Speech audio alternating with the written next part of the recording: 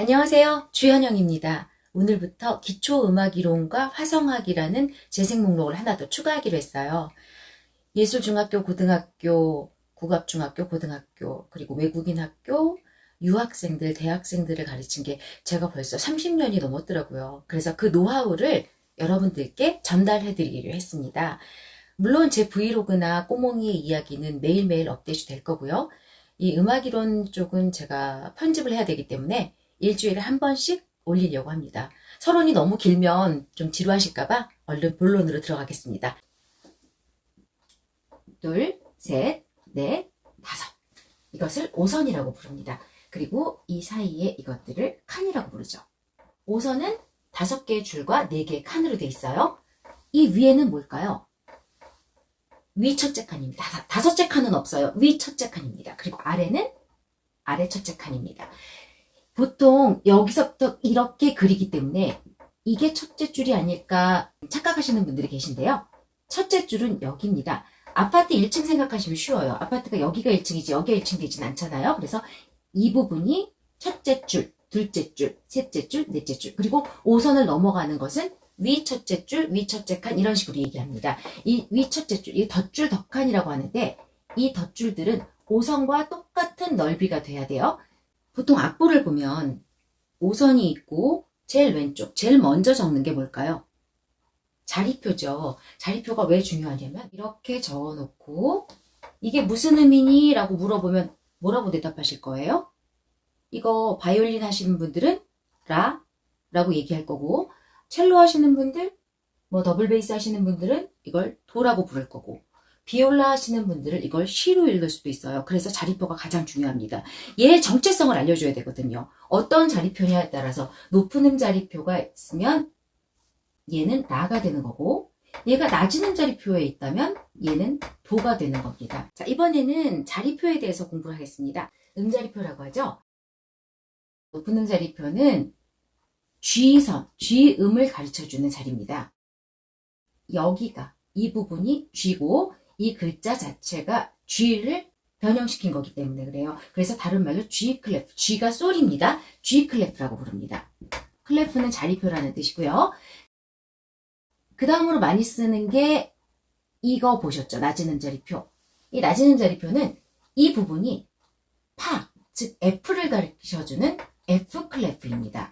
그래서 계산을 할 때 여기를 솔이라고 보고 G라고 보고 이 아래로 이 밑에는 파가 되는 거고 솔이니까 라가 되는 거고 이렇게 보시면 되고요. 낮은 자리표는 여기가 F기 때문에 파기 때문에 파, 이 위로는 솔, 파, 미 이렇게 보시면 되는 겁니다. 그래서 낮은 음자리표는 여기가 F라는 거, 높은 음자리표는 여기가 G라는 거. 그리고 다른 가운 음자리표에 대해서 또 설명해 드릴게요. 제가 학생들을 가르칠 때 모든 가운도는 줄에 있어 라고 이야기를 하거든요. 높은 음자리표에서는 여기가 솔이기 때문에 솔, 파, 미, 레 여기가 도가 되는 게 맞습니다. 자, 낮은 음자리표는 여기가 파이기 때문에 파, 솔, 라, 시 여기가 도가 되는 것이 맞습니다. 그러면 얘네들이 도가 되는 자리표는 뭐냐? 자, 가온음 자리표라고 하는데요. 이렇게 생긴 자리표 이건 정식 그림은 아닙니다. 이렇게 비슷하게 생겼는데요. 이거를 짝꿍내기 되지 않게 두 칸 두 칸 이렇게 그려주시면 돼요. 시간을 절약하기 위해서 제가 여기다가 다 그렸어요. 얘네들은 뭐 이렇게 많아? 얘는 하나씩밖에 없는데 가온음 자리표는 가온도 이 쏙 들어간 데가 도를 가르쳐 주기 때문에 C 클래프라고 합니다. 근데 각각의 이름이 다 있겠죠? 자, 얘는 소프라노, 얘는 메조 소프라노, 얘는 알토, 얘는 테너, 얘는 바리톤입니다. 도가 낮은데 왜 더 소프라노예요? 도가 낮은데 왜 소프라노표고 왜 도가 높은데 바리톤이에요? 바리톤이 더 낮지 않아요? 라고 물어보는 아이들이 있어요. 가온도가 낮을수록 가온도보다 높은 음을 5선 안에 덧줄을 그리지 않고 그릴 수 있기 때문에 도가 낮을수록 높은 음을 그리는 자리표입니다. 이번에는 음자리표에 따른 음 높이를 비교할 건데요. 높은 음자리표에서 이 가온도, 낮은 음자리표에서도 이 자리가 가온도입니다. 그러면 아까 이야기했던 C클레프 가온 음자리표는 이렇게 생겨서 여기가 쏙 들어간 데가 가온도입니다. 그러면 지금부터 자리표를 비교해서 그 음 높이를 정확하게 한번 찾아볼게요. 자, 높은 음자리표에 있는 미. 이 음은 낮은 음자리표의 어떤 음과 똑같을까요? 높이가. 자, 아까 말씀드렸죠? 여기가 가온도고 얘는 여기가 가온도예요. 가온도를 무조건 중심으로 생각하세요. 가온도보다 위에 있는 미죠. 그럼 가온도보다 위에 있는 도, 레, 미를 찾으시면 됩니다. 이 자리가, 이 미 자리가 같은 자리고요. 여기가 가온도라고 했죠. 이건 아까 말씀드린 테너 클래프인데 테너 자리표는 여기가 도기 때문에 도, 레, 여기가 미가 됩니다. 무조건 가온도를 중심으로 그 위로 아래로 찾으시면 됩니다. 다시 한번 해볼게요. 그러면 여기서 테너표인데 여기에요. 그러면 도, 시, 라잖아요. 그럼 높은 음자리표에서는 도대체 어디냐? 가온은 도가 여기니까 가온도 밑에 도, 시, 라가 같은 자리가 되는 거고 낮은 음자리표에서는 이 도보다 가온도보다 낮잖아요. 가온도보다 낮은 도, 시, 라. 여기가 같은 자리가 되는 겁니다. 무슨 뜻인지 아시겠죠? 자, 그럼 여기서 돌발 퀴즈. 자, 이 자리, 이거는 엘토 자리표입니다. 엘토표에서 가온도가 여기라고 분명히 말씀드렸어요. 가온도 위에 있는 도, 레, 미, 파. 이것은 높은 음자리표에서 또 테너 자리표에서 베이스 클래프, 낮은 음자리표에서 각각 어느 위치인지 한번 적어보시겠어요? 정답은 곧 공개합니다. 이 자리인 거 아시겠어요? 자, 가온도보다 위에 있는 도, 레, 미, 파예요. 그럼 가온도가 여기라고 했죠. 여기보다 위에 있는 도, 레, 미, 파. 그리고 가온도보다 위에 있는 도, 레, 미, 파. 여기는 가온도가 이 위에 있습니다. 여기 위에 있는 가온도보다 위에 있는 도, 레, 미, 파가 됩니다. 답을 맞추셨나요? 아까 제가 말씀드릴 때 높은 음자리표는 솔을 중심으로 이렇게 그려야 된다고 말씀드렸고 낮은 음자리표는 이렇게 파를 중심으로 그려야 된다고 말씀드렸잖아요. 자, 그러면 이 높은 음자리표를 만약에 이렇게 된다면 어떻게 되는 거냐면 여기가 솔이 되는 겁니다. 그래서 높은 음자리표 그릴 때 잘 그리셔야 돼요. 여기가 솔이 되기 때문에 솔, 라, 시, 도. 이 위치가 바뀌어요. 또 낮은 음자리표를 이렇게 그리게 되면 여기가 파가 되는 겁니다. 낮은 음자리표는 여기가 파고 원래 낮은 음자리표 여기가 파가 되는데 이것은 낮은 음자리표가 되는 게 아니에요. 낮은 음자리표보다 낮아졌죠. 그래서 파, 여기가 파니까 파, 솔, 라, 시, 여기가 도가 되는 겁니다. 그렇게 되면 아까 제가 말씀드렸던 랑 똑같은 부표가 되죠. 이렇게 낮은 음자리표를 낮게 그리면 이것은 테너표가 됩니다. 그래서 그리실 때 정확한 위치에 그리셔야 돼요. 높은 음자리표는 이 G, 솔을 중심으로 그리셔야 되고요. 낮은 음자리표는 이렇게 파를 가르쳐 줄 수 있도록 적어주셔야 됩니다. 우리가 쓰고 있는 이 기보법, 악보가 언제부터 생겼는지 혹시 궁금하지 않으세요? 자세한 거는 제가 나중에 음악사를 다시 다룰 생각인데요. 그때 정확하게 설명해드리고 지금은 보통 일반인들도 음악에 대해서 궁금해 하시는 분들이 들을 수 있기 때문에 제가 간략하게 설명해드리겠습니다. 옛날 원시시대 때부터 이 5선이 있었을 리는 없잖아요. 그쵸? 그러면 과거에는 어떤 기보법이 있었을까요? 고대에는 문자에 의한 기보법이 있었습니다.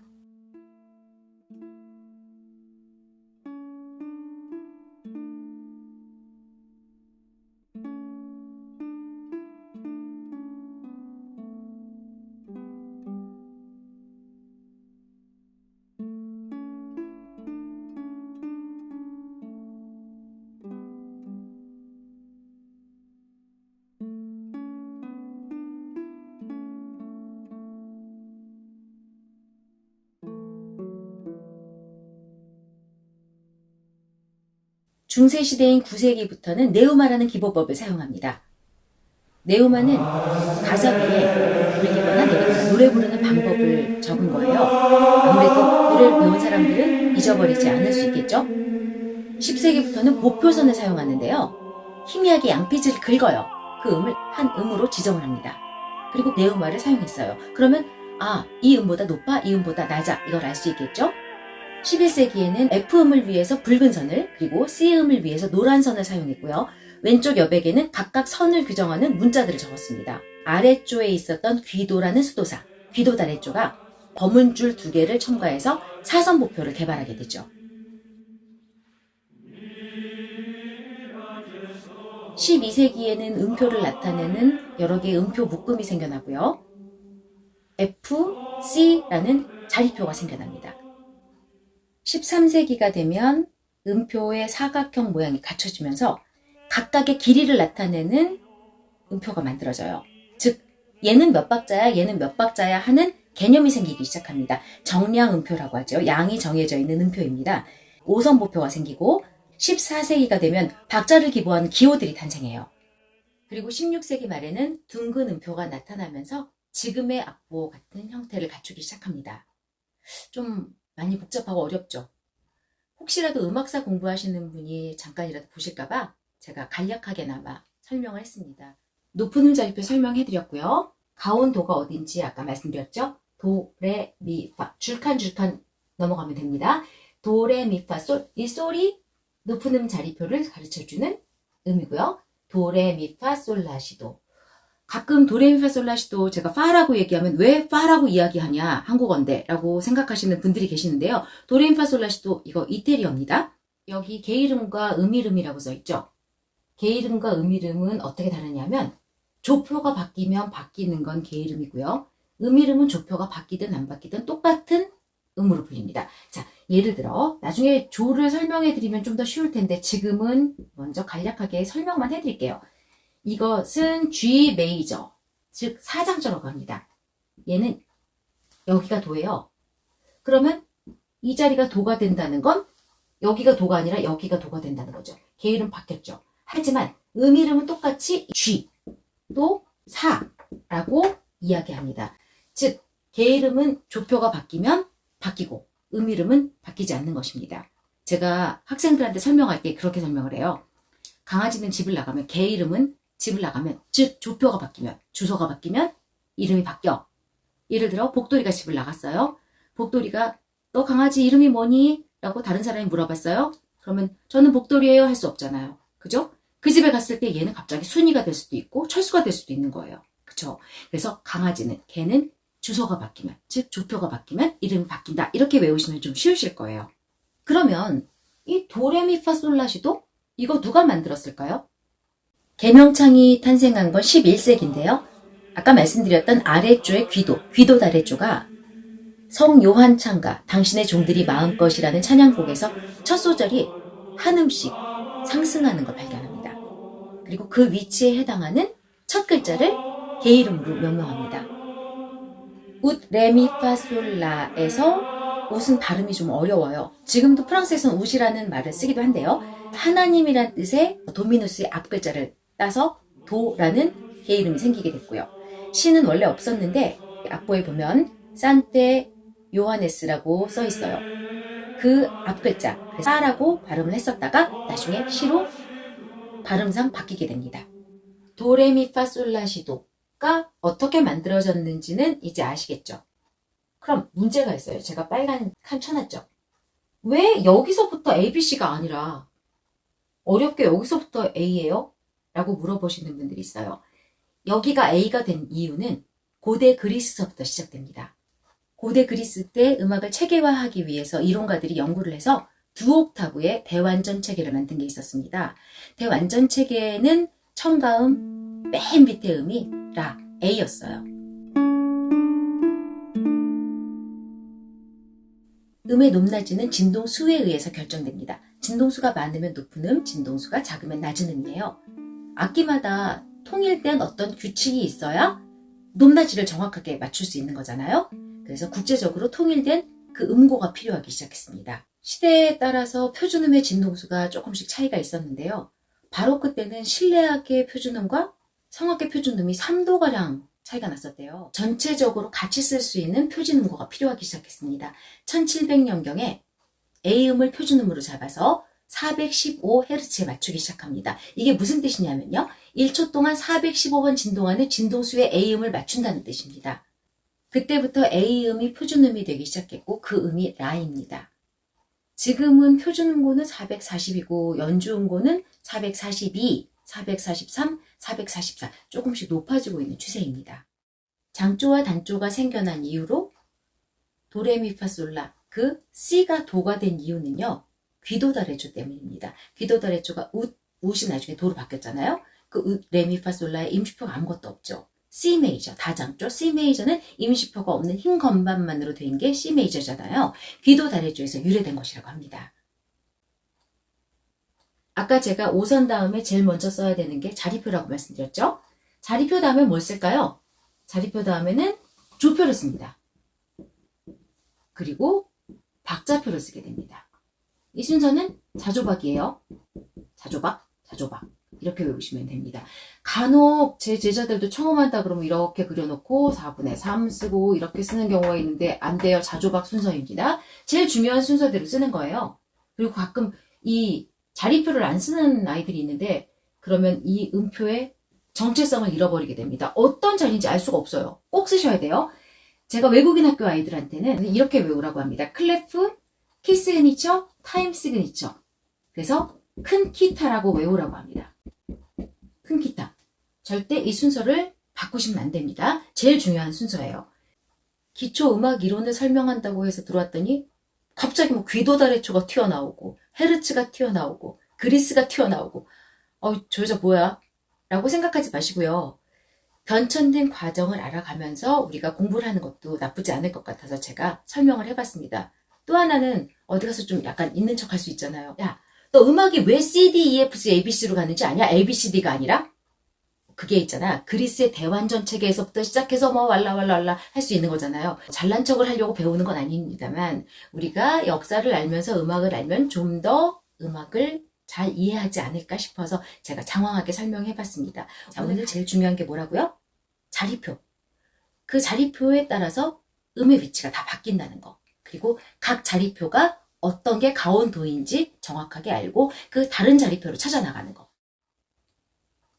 여기까지 봐주신 여러분들께 감사드립니다. 다음에 봬요.